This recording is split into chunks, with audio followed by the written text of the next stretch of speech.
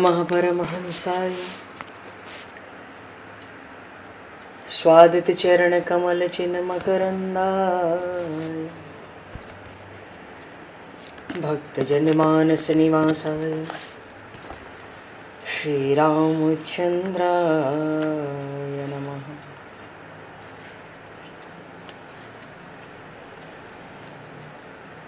वंदे विदेहतनया पदपुंडरीकं केशौरसौरभसमाहत योगिचेतं हन्तुं प्रतापमनिशं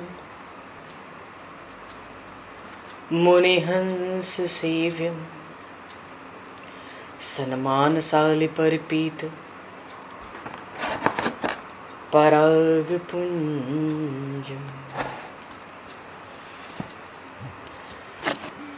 यत्र यत्र रघुनाथकीर्तनं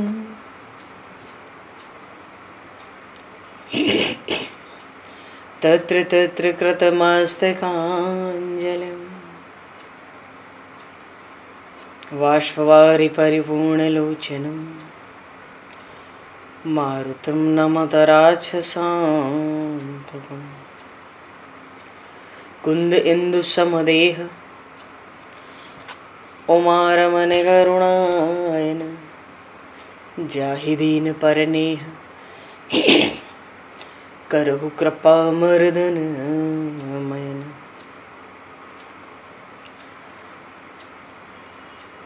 प्रहलाद नारद पराशर पुंडरीक व्यासे अम्बरीश शुक शौनक भीष्म दालभान रुक्मांगद अर्जुन वशिष्ठ विभीषणादीन एतानहं परम भागवतान् नमामि। श्री सीतानाथ समारंभां श्री रामानन्दार्य मध्यमाम् अस्मदाचार्य पर्यन्तां वन्दे गुरु परम्पराम्।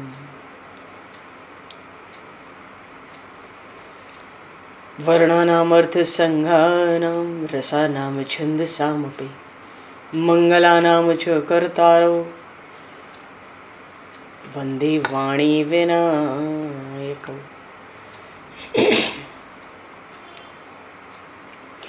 नान्यास्पृहा रघुपते हृदये स्मदीये सत्यं वदामि च भवान् किलान्तरात्मा भक्तिं प्रयक्ष रघुपुङ्गवनर्वरां मे कामादिदोषरहितं कुरु मानसं च।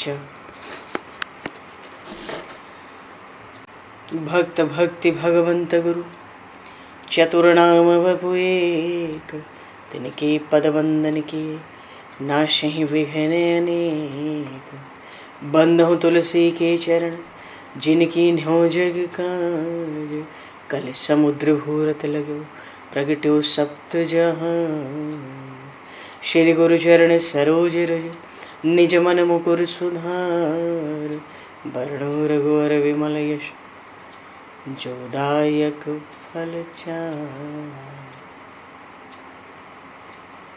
हरिशरण श्री राम जय राम जय जय राम श्री राम जय राम जय जय राम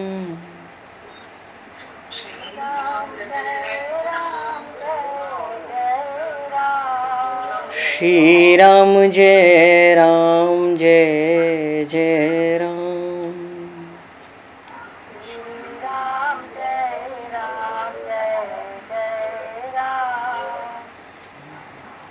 जय सिया राम जय जय हनुमान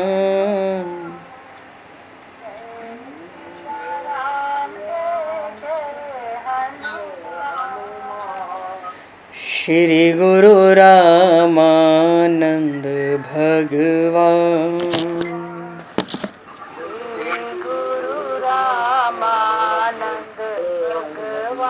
श्री गुरु रामानंद भगवान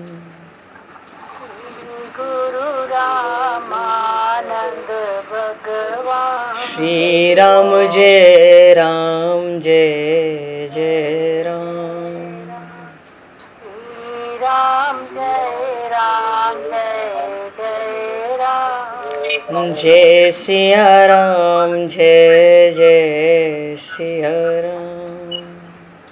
जय सिया राम जय जय सिया राम। जय सिया राम जय जय सिया राम। जय सिया राम जय जय सिया राम। बोली सियावर रामचंद्र भगवान की जय। संपूर्ण राम दरबार की जय। श्री अवध मिथिला धाम की जय। श्री बांके बिहारी लाल की जय। 84 कोस ब्रजमंडल धाम की जय। श्री रामचरितमानस जी महाराज की जय। श्रीमन्नाम महाराज की जय।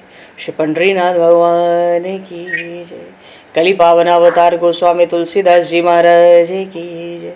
सब संतन की जय, सब भक्तन की जय, समस्त वैष्णवन की जय, समस्त पूर्वाचार्य चरणन की जय, समस्त संप्रदाचार्यन की जय। श्री सद्गुरुदेव भगवान की जय। गंगा मैया की जय, जमुना मैया की जय, सरजू मैया की जय, गौ माता की जय, तुलसी माता की जय, पृथ्वी माता की जय, एकाशी महारानी की जय। जय जय श्री सीताराम, जय जय श्री राधेश्याम। नमः पार्वती पते हर हर महादेव। हरिशरणम।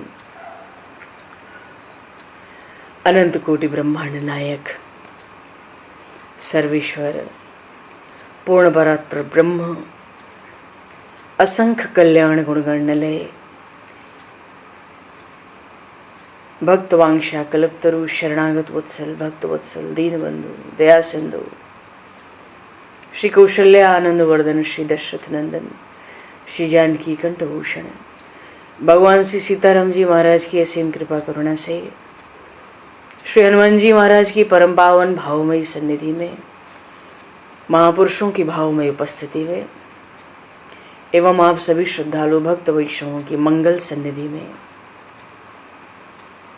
मानव जीवन का सर्वोत्कृष्ट फल भगवत गुणगान भगवत कथा का आनंद हम सभी श्री राम कथा के माध्यम से प्राप्त करने जा रहे हैं। सर्वप्रथम आप सभी भक्त जनों के श्री चरणों में भगवत भाव से सादर वंदन सादर नमन। आप सभी को यथा योग्य जय सिया राम, जय जय श्री राधे हरि श्याम, जय श्री राम।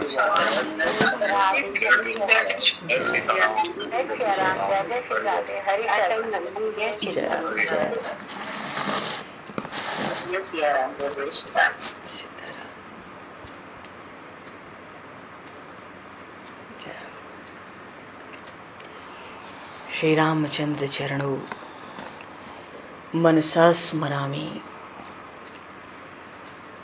श्री रामचंद्र चरणों वचसा गृणामि। श्री रामचंद्र चरणों शिरसा नमामि। श्री रामचंद्र चरणों शरणं प्रपद्ये। माता रामो मत्पता रामचंद्रः, स्वामी रामो मत्सखा रामचंद्रः, सर्वस्वं मे रामचंद्रो दयालुर्, नान्यं जाने नैव जाने न जाने। मंगलम कौशलेन्द्रस्य महनीय गुणालये, चक्रवर्ती तनुजाय सार्वभौमाय मंगलम। रामं रामानुजं सीतां भरतं भरतानुजं, सुग्रीवं वायुसूनं च प्रणमामि पुनः पुनः। नमोस्तु रामाय सलक्ष्मणाय दिव्यै च तस्मै जनकात्मजाय। हाँ, रावण आया और रावण के साथ युद्ध आरंभ हुआ।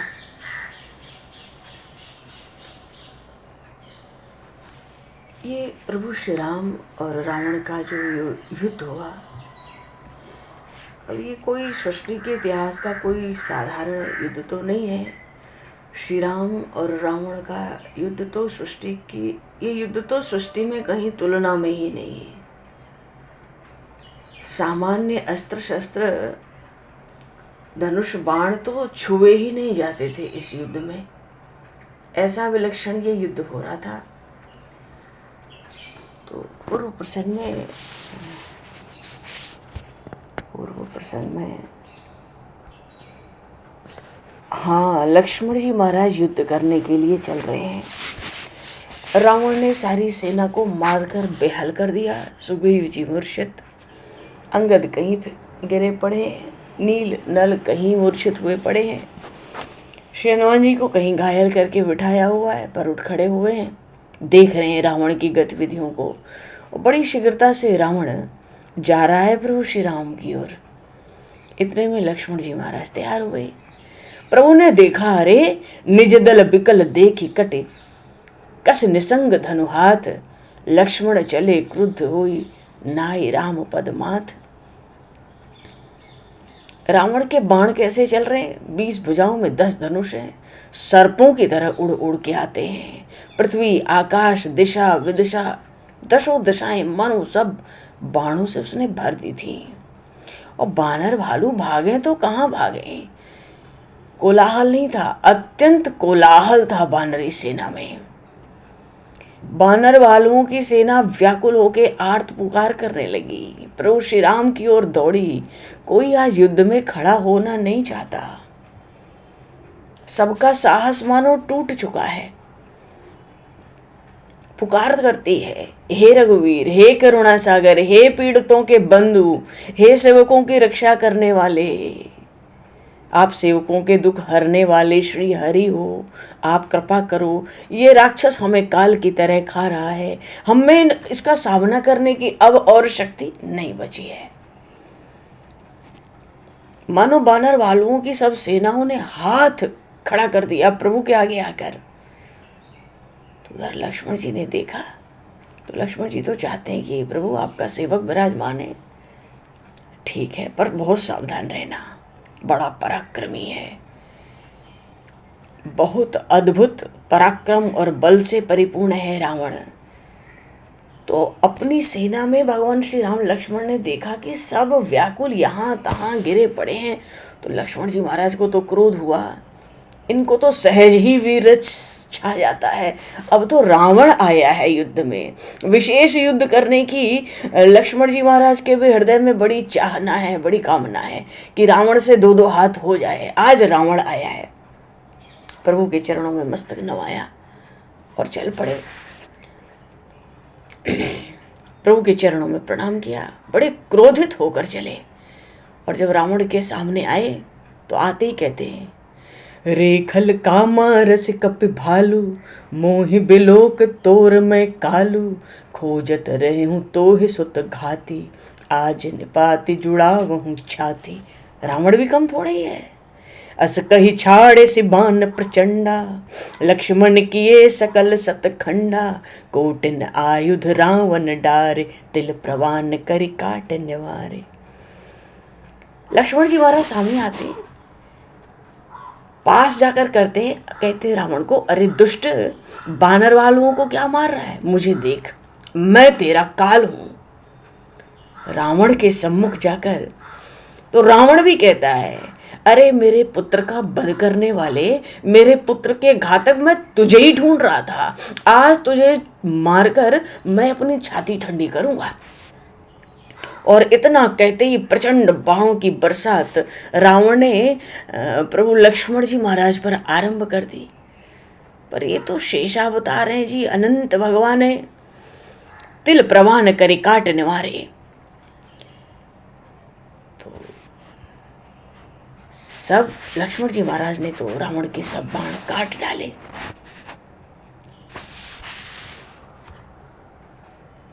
लक्ष्मण जी ने खूब ललकारा उसको, तू बड़ा पापी है, तेरा पौरुष तो जानता हूं।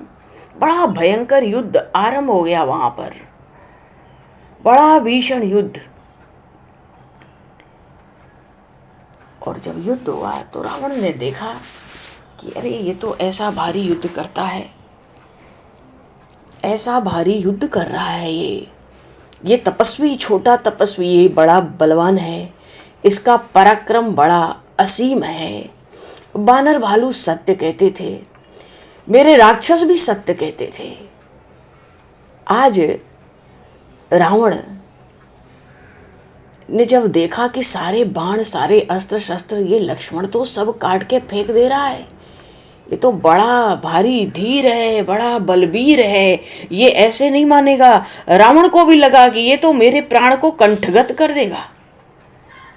बड़ा भीषण युद्ध हुआ। जब रावण की कुछ नहीं चली उस प्रचंड युद्ध में, दोनों ओर से निरंतर बाणों की बरसात, दिव्य, बड़े बड़े दिव्य अस्त्रों की दोनों ओर से झड़ी लग गई। अंत में दशग्रीव रावण का धनुष कट गया। लक्ष्मण जी महाराज के प्रहारों से, आक्रमण से वो व्याकुल हो गया। उसको लगा कि ये तो मुझे व्याकुल कर दिया। पहले ही दिन युद्ध में उसने भी ब्रह्मा जी से प्राप्त एक अमोघ शक्ति उठाई। ये वही अमोघ शक्ति थी जिसका प्रयोग मेघनाथ ने पूर्व में युद्ध में ही लक्ष्मण जी महाराज पर किया था। अग्नि के समान ज्वाला शक्ति चली। लक्ष्मण जी महाराज ने उस शक्ति को काटने का तो प्रयास किया था, पर वो जो ब्रह्मा की शक्ति है उनके वक्ष में आकर लगी और आज फिर से युद्ध भूमि में वो श्री रामानुज मूर्छित होकर गिर पड़े।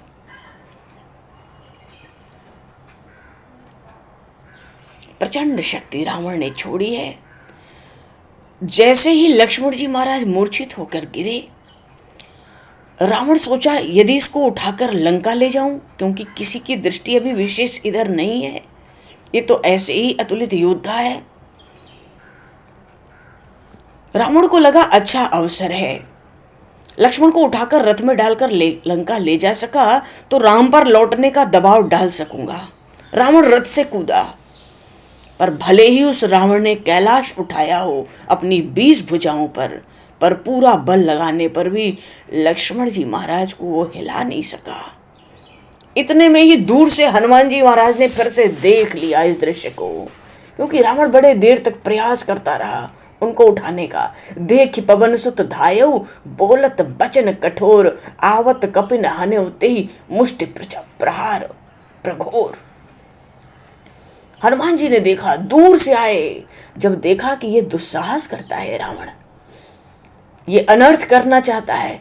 हनुमान जी दूर से देखे, पहुंचने में कुछ तो समय लगे। उस समय में भी हनुमान जी ने रावण को इतने कटु शब्द सुनाए, इतने कठोर वाणी से उसका तिरस्कार करते हुए हनुमान जी आए, मानो हनुमान जी चाहते थे इसका ध्यान मेरी ओर आकृष्ट हो जाए। बड़ी कठोर वाणी में उसकी भर्त्सना करते हुए आ रहे हैं। पर जब रावण ने देखा, रावण ने फिर से हनुमान जी पे अत्यंत भयंकर घूंसे का प्रहार किया। हनुमान जी महाराज इस समय बड़े क्रोध में हैं। लक्ष्मण जी मूर्छित पड़े हैं। उन्होंने भी उसको एक लात जमाई। ऐसी लात लगी रावण की छाती में अब की बार, आज रावण को लगता है जैसे मैं पर्वताकार, मुझ पर्वत पे किसी ने वज्र का प्रहार किया। रावण फिर से बार बार कपिबल विपुल सराहन लागा, दिग दिग मम पौरुष दिग मोही, तो जो तय जियत रहे सुरद्रोही। रावण तो उठ के आज कल से भी बढ़कर प्रशंसा करता है हनुमान जी की। ऐसी लात मारा वज्र की तरह, बड़ा बलवान है भाई तू तो बड़ा बलवान है। पर हनुमान जी कहते हैं अरे मेरे जीवन को, कल अपने बल और पौरुष को हनुमान जी धिक्कार रहे थे कि रावण तू जीता रहा। आज हनुमान जी कहते हैं मेरे जीवन को धिक्कार है। दिग दिग मम पौरुष दिग मोही, जो तो जियत रहे से सुरद्रोही। तू अभी भी जीता है, तू अभी भी जी रहा है। मूर्छा आ गई थी आज रावण को। और इतना कहते ही हनुमान जी ने उसको एक दो घूंसे और धमक दिए मौके पर। रावण के नेत्रों से, उसके कान से रक्त का प्रवाह चला। किसी तरह अपने रथ पर वो खड़ा हुआ। सारथी चाहता है इसको लंका ले चलो। रावण घायल होता जा रहा है। रावण ने रोक दिया, फटकार लगाई सारथी को। इधर लक्ष्मण जी महाराज को हनुमान जी उठाकर ले आए।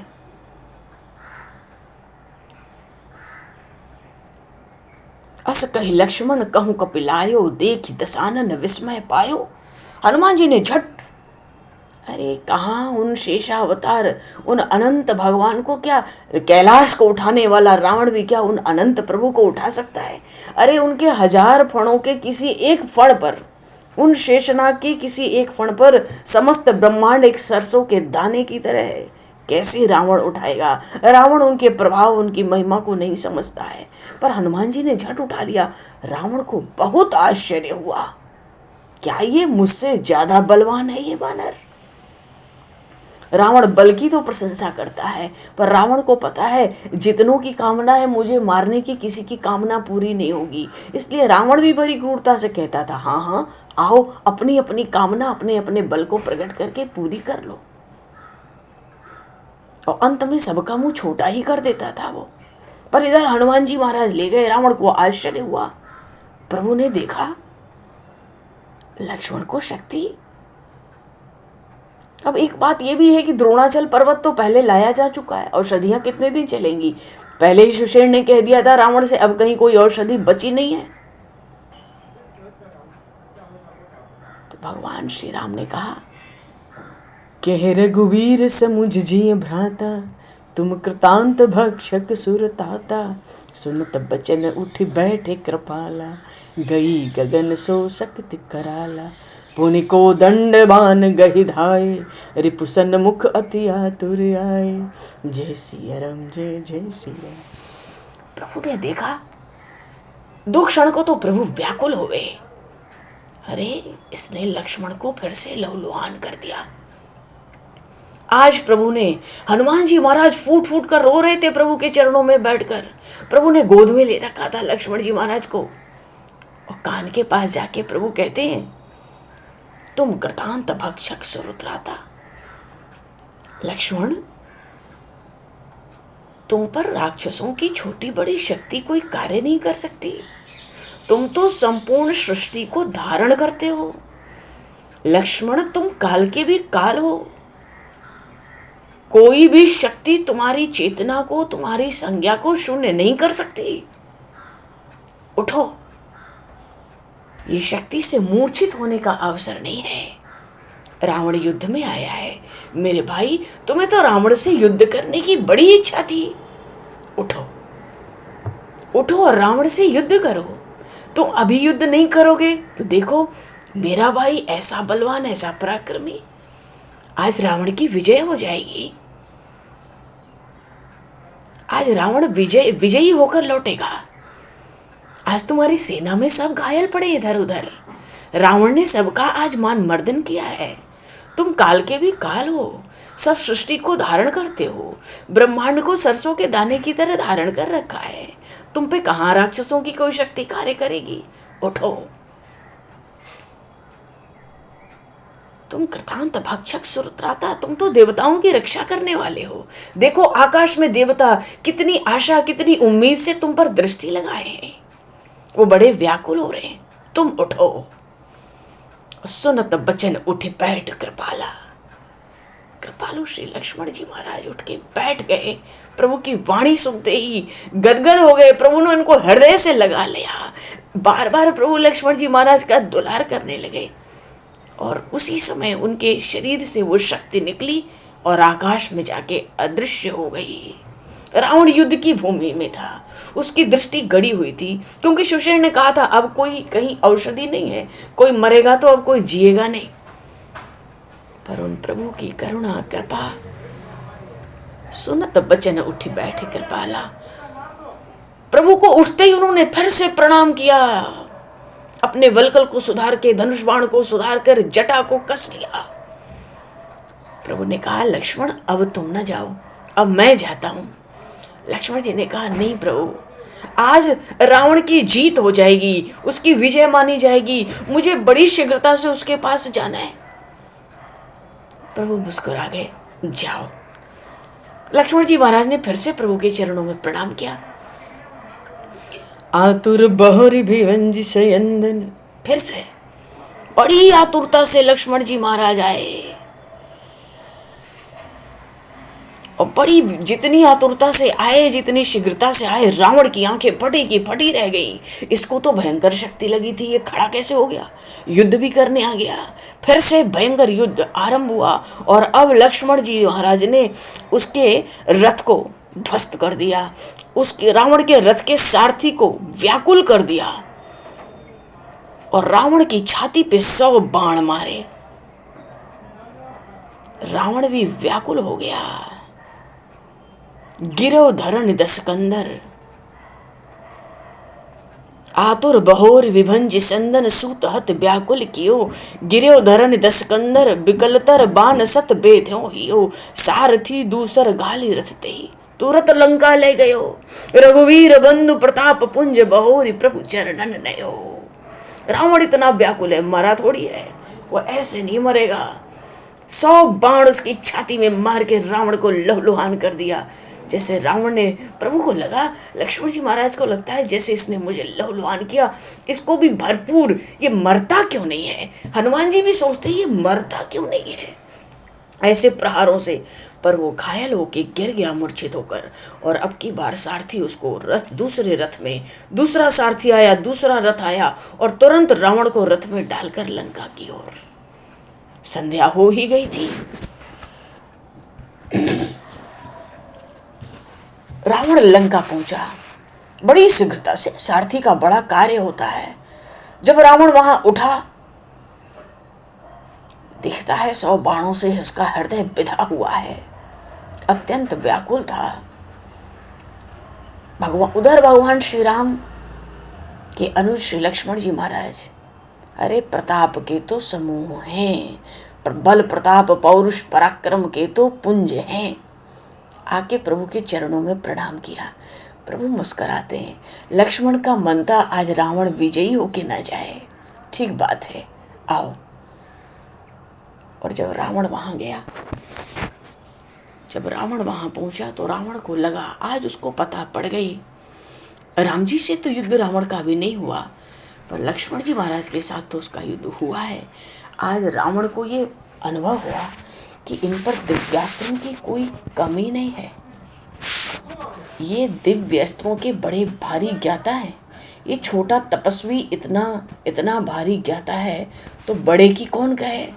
रावण को लगा मैं तो मानो बड़े बड़े वीर योद्धा तो मारे गए हैं। रावण पहुंचा, जब स्वस्थ हुआ तो रावण पहुंचा।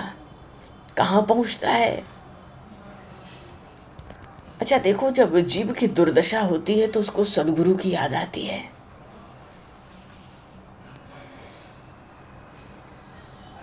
आज रावण का जो निश्चय था थोड़ा अस्त व्यस्त तो पहले दिन के युद्ध से हो गया। रावण को पता है उसको कोई सहज मार नहीं सकता, पर अब उसके पास ज्यादा बड़े भारी सेनापति और महान योद्धा ज्यादा नहीं बचे हैं। कभी भी युद्ध समापन पर भी आ सकता है। रावण को लगता है सब तो मारे जाएंगे, पर सामने तो नारायण है युद्ध में। रावण राम जी के स्वरूप को खूब जानता है, साक्षात नारायण से युद्ध करना चाहता है। आज उसको अपने गुरुदेव की याद आई है। सूतल लोक में रावण पहुंच गया, जहां महाराज बलि विराजते हैं। सूतल लोक में पहुंचा तो वहां जाके आज रावण ने रात्रि में ही शुक्राचार्य जी के चरण पकड़ लिए और कहता है आचार्य, आप जैसे सदगुरु के रहते मेरी ऐसी दुर्दशा। अच्छा, जब अपने ऊपर आ पड़ती है तभी तो किसी भी व्यक्ति के उसके जो अपने सिद्धांत है वो सब इधर उधर। आज इतना तो रावण कभी आहत नहीं था, रावण इतना कभी अपमानित नहीं हुआ था। बात यह है कि मेरे आहार मनुष्य, ऐसे एक मनुष्य ने आज मुझे पराभव दिखाया। मेरा सारथी रावण को, त्रिभुवन विजयी रावण को युद्ध से उसके प्राण की रक्षा के लिए भगा कर लाया। रावण को ये सब सहन नहीं हो रहा था। शुक्राचार्य जी ने देखा रावण आया है, उन्होंने कहा देखो, मेरी जो संजीवनी विद्या है केवल मेरे यजमानों के लिए है, तो इनके यजमान तो दैत्य हैं, राक्षस तो है नहीं। शुक्राचार्य जी महाराज, हिरण्यकश्यप दैत्य था, प्रहलाद जी महाराज दैत्य कुल में थे, तो यजमान तो पर शुक्राचार्य जी के दैत्यों का कुल है, तो उन्होंने साफ कह दिया कि मेरी जो संजीवनी विद्या है, मरे हुए को मैं जीवित कर सकता हूँ, पर वो दैत्य कुल के लिए है। ऐसा मैंने सृष्टिकर्ता ब्रह्मा जी को पहले ही वचन दे दिया है। अब ये जो शुक्राचार्य जी हैं, ये तो असुरों की गुरु हैं, इनको द्रवित कर लेना, अपने में मिला लेना, क्योंकि बड़े भारी नीतिज्ञ भी तो हैं। देवगुरु बृहस्पति का एक पुत्र था कच्छ। देवगुरु बृहस्पति ने अपने पुत्र कक्ष को विद्या के लिए शुक्राचार्य जी के पास ज्ञान दिलवाया था, विद्या दिलवाई थी। ऐसा ज्ञान था शुक्राचार्य जी का। जो ज्ञान था वो सृष्टि में अद्वितीय ज्ञान था, और बड़े नीतिज्ञ भी हैं। अब कैसे रावण उनको अपनी बात वहां बनावे।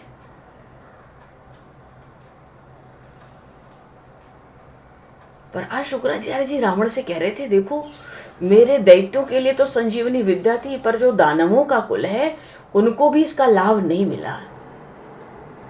क्यों? मेरा यजमान था माली सुमाली, ये लंका गए नहीं, ये सुमाली का ही पुत्र होता था प्रहस्त। अगर प्रहस्त का शरीर समय से कुंभकर्ण मेघनाथ को कहीं ले जाता रावण तो कुछ बात बनती, पर रावण भी तो सबका उद्धार ही करा रहा है। शुक्राचार्य जी ने कहा ये माली सुमाली तो मेरे थे यजमान, पर ये लंका गए नहीं। और वृद्ध माल्यवंत जिसको रावण ने बहुत अपमानित किया था अपने नाना को, बोले वो वृद्ध माल्यवान युद्ध में तो उतरे नहीं, उतरने से पहले ही मानो कह दिया तुमसे बहस हो गई, तुमने तिरस्कार किया, वो लौट आए।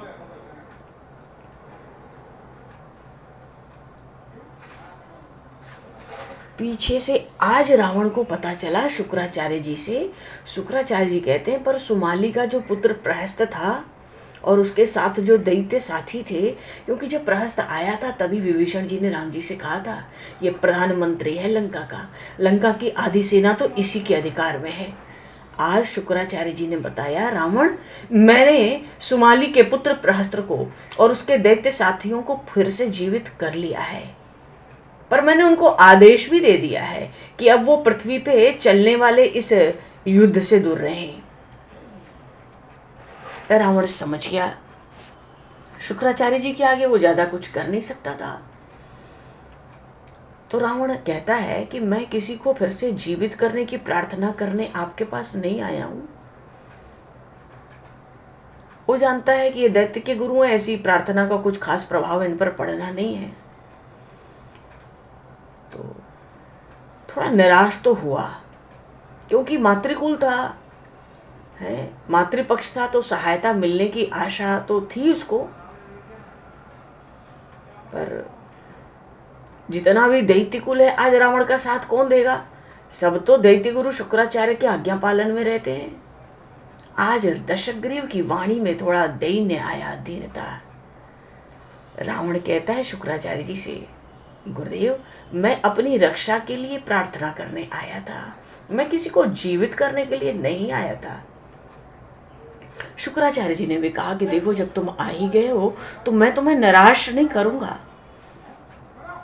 मंत्र का उपदेश दिया और कहा कि देखो एकांत में इस मंत्र के द्वारा तुम हवन करो।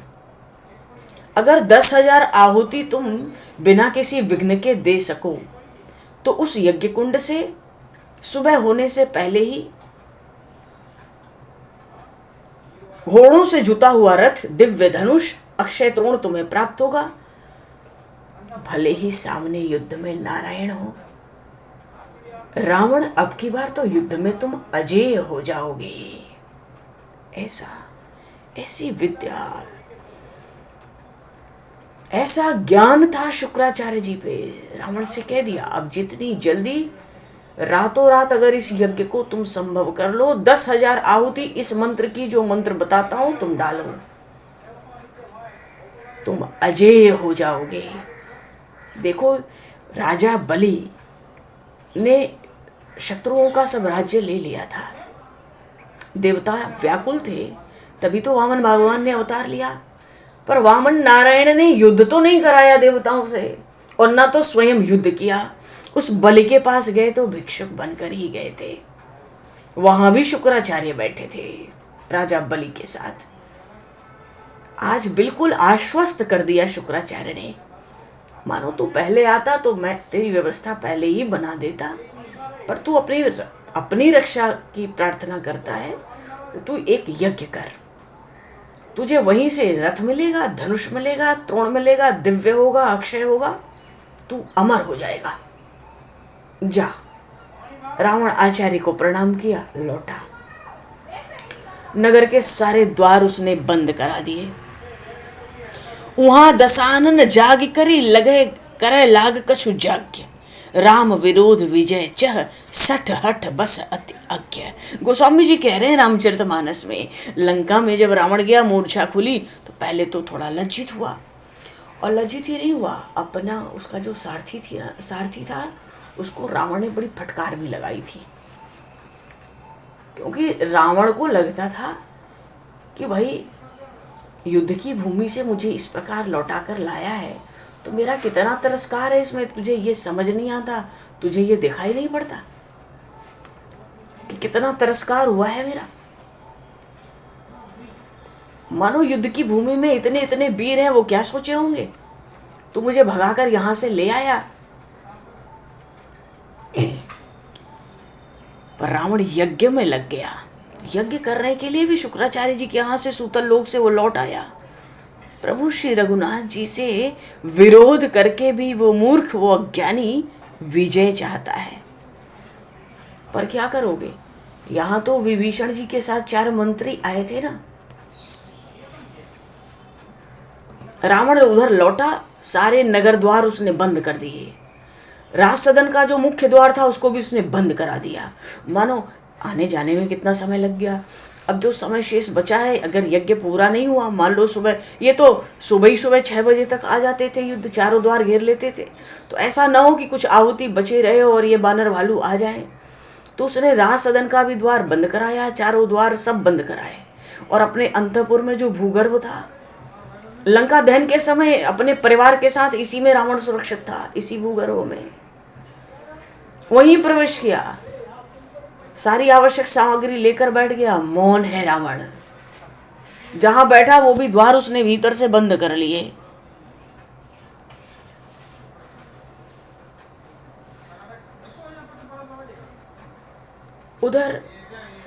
इधर तो चलो रावण यज्ञ में लगा, पर आज उधर रावण ने भी सबको बहुत थका दिया है, सब व्याकुल हैं। आज तो लक्ष्मण जी महाराज भी थके हुए हैं, मानो युद्ध में परिश्रम हुआ है। आज हनुमान जी भी कह रहे हैं, प्रभु के पास लेटे हैं, प्रभु आज युद्ध में रावण ने बड़ा परिश्रम कराया है। सुग्रीव भी कौन सा मुंह लेके प्रभु के आगे बैठे, जैसी भारी गर्जना की थी उन्होंने रावण के एक प्रहार से, वो चित्कार अभी तक सुग्रीव को भूली थोड़ी थी, अन्य वीरों को भूली नहीं थी। रावण के बल पौरुष का वहां बड़ा बखान हो रहा था, और आज बड़ा परिश्रम हुआ सबको। तो सुबह ऐसा लगता था, रात को ही चिंता हो गई, सुबह इस रावण से कैसे निपटना है, उसकी योजना बनाओ। पर उधर देवताओं को भी कम चिंता थोड़ी थी।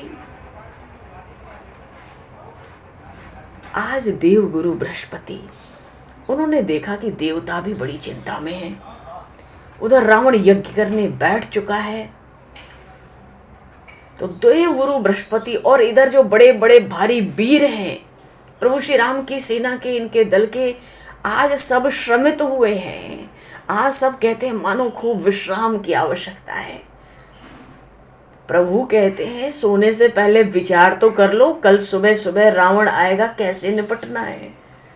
प्रभु श्री राम भी मानो सबको बताना चाहते हैं, भाई रावण रावण है। हर कोई दांत हाथ मसलता था, दांत पीसता था, कब रावण मिले, रघुनाथ जी आज्ञा दें कि हम उसको मार डालें।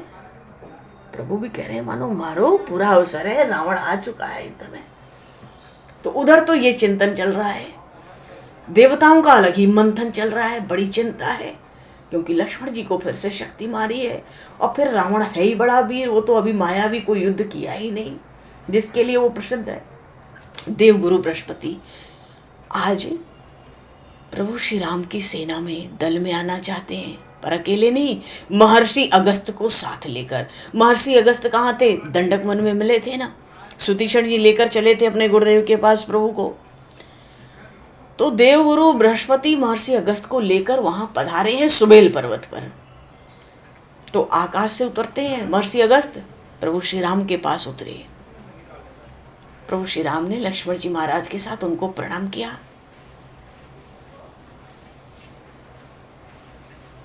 महर्षि अगस्त प्रभु से कहते हैं, अरे महाबाहु राम, मुझसे सनातन गुह्य मंत्र की दीक्षा आज ग्रहण करो।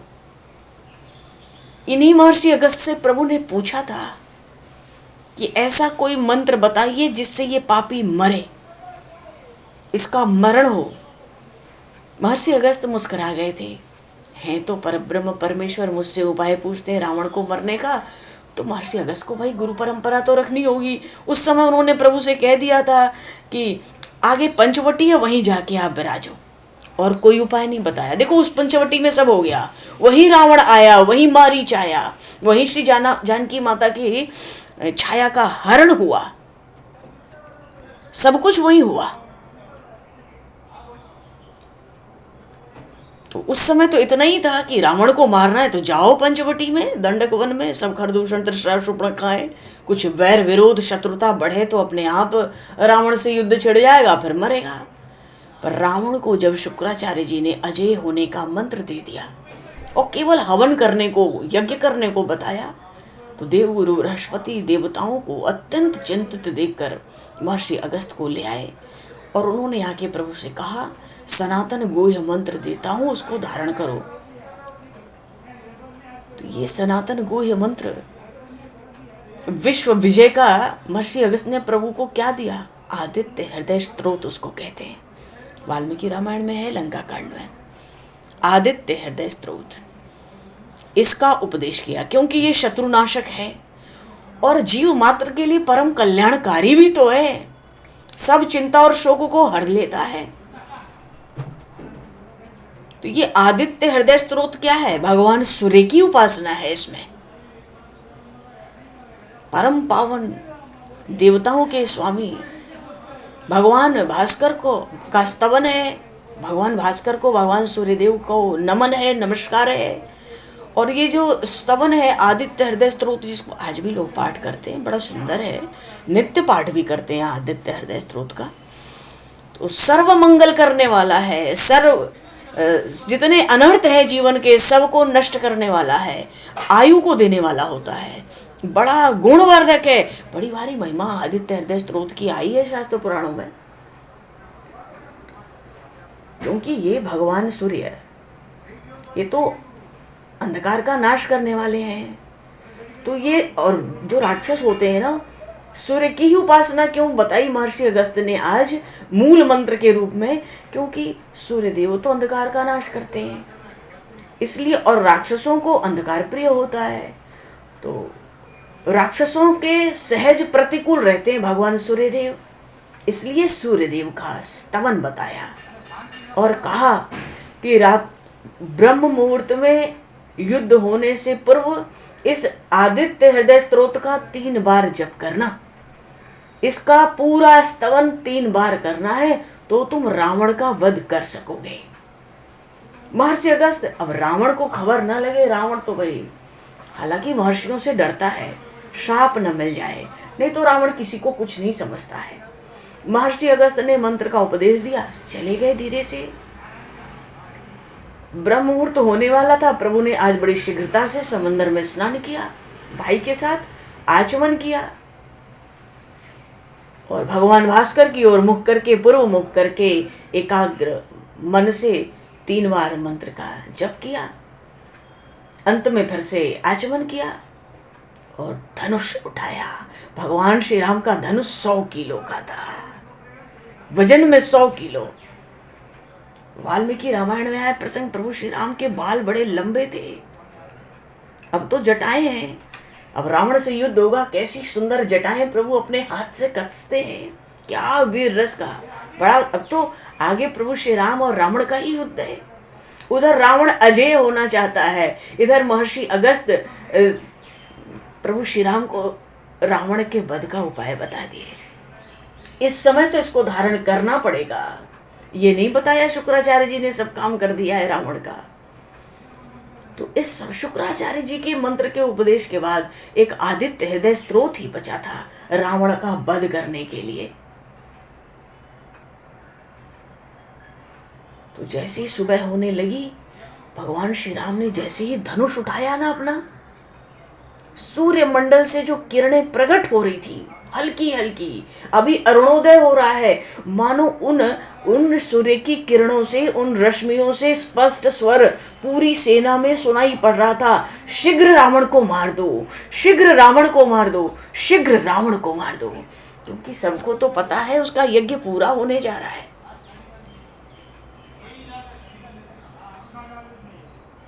प्रभु श्री राम ने देखा कि बानर भालू रावण के चारों द्वार पर प्रहार करके उसे तोड़ने का प्रयत्न कर रहे हैं। प्रभु ने विभीषण जी से कहा, विभीषण, आज अब तक दुर्ग का द्वार बंद है, दशग्रीव या उसका कोई योद्धा युद्ध भूमि में नहीं आया, क्या बात है?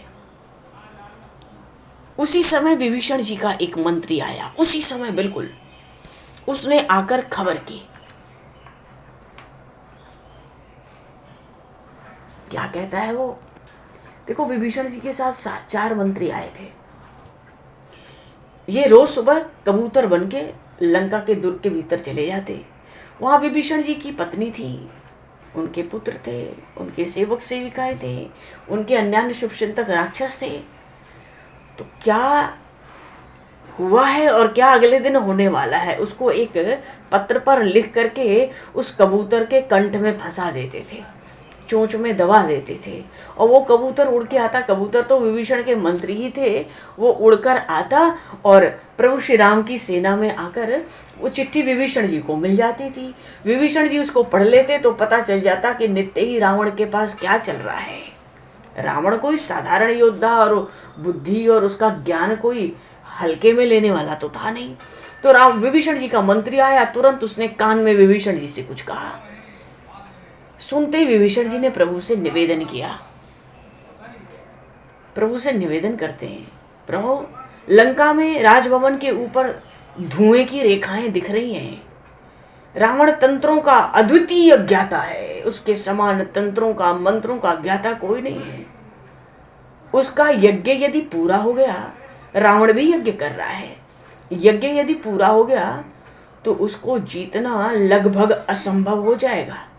अच्छा, मेघनाथ जो युद्ध यज्ञ कर रहा था, उसका प्रभाव ये था कि कई वर्षों तक मेघनाथ का वध नहीं हो सकता था, तो युद्ध का क्या होता बीच में। पर रावण जो यज्ञ कर रहा है, इसमें कहा ही नहीं जा सकता कि रावण फिर मरेगा कि नहीं मरेगा। इसलिए प्रभु हे नाथ, आप हनुमान को, अंगद को, और भी जो आपके हैं ये जामवंत, सुग्रीव, इनको भी भेजो। हम सब एक बार फिर से रावण का भी यज्ञ ध्वस्त करावें, आप हमें आज्ञा दो। पर इस बार विभीषण नहीं गए। पिछली बार मेघनाथ ने बड़े कठोर शब्द सुनाए थे विभीषण जी को, और अब तो रावण के सामने जाना है। इस बार विभीषण साथ नहीं गए। अंगद जी के साथ हनुमान जी नल, नील, द्विविद, मैद, गंध, गवाक्ष प्रभु के आदेश पर परकोटे से कूद कर चढ़ गए, और ऊपर जो भवन थे, कंगूरे बने थे, कूदते फांदते राज सदन तक पहुंच गए। और राज सदन में पहुंचे तो रावण तो अंतपुर के भीतर जो गर्भगृह था वहां था, तो अंतपुर में पहुंच गए। वहां तो सब रानियां थी, महारानी मंदोदरी भी वहां थी। इन बड़े बड़े भारी बलवान बानर हैं, अंगद जी हो, हनुमान जी हो, इनका क्या पूछना इनके बल का। इनको ज्यादा समय थोड़ा ही लगा जब पता पड़ गई कि ये बात है, तो राजभवन के भीतर कूद गए। अंतःपुर में उतरने में देर नहीं लगाई। जो रक्षक थे थोड़े थोड़े ही थे, अंतःपुर में ज्यादा रक्षक थोड़े ही होंगे, रावण तो वहां था ही। थोड़ा बहुत संघर्ष हुआ, बानरों ने सबको समाप्त कर दिया,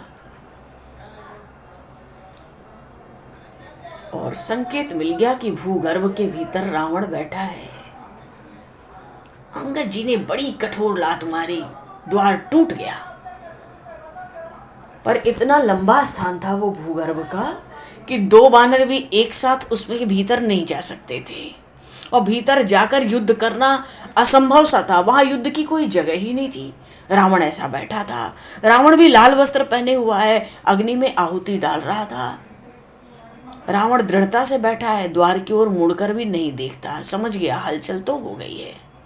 बानर बाहर थे, अब भीतर युद्ध तो होगा नहीं।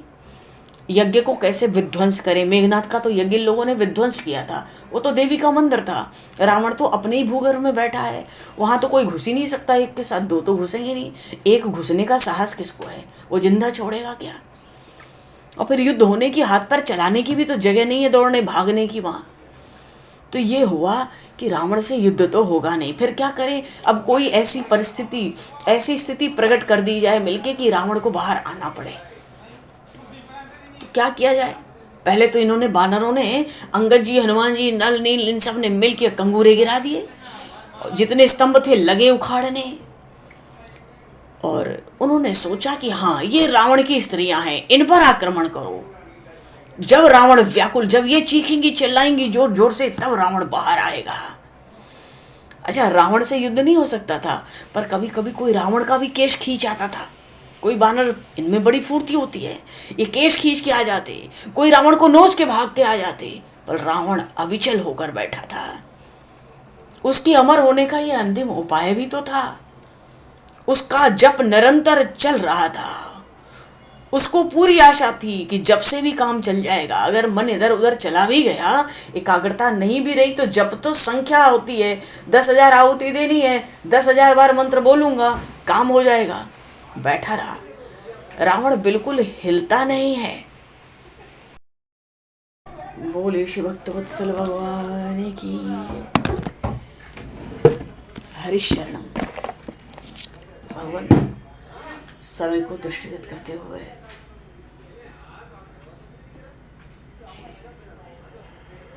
जय श्री राम।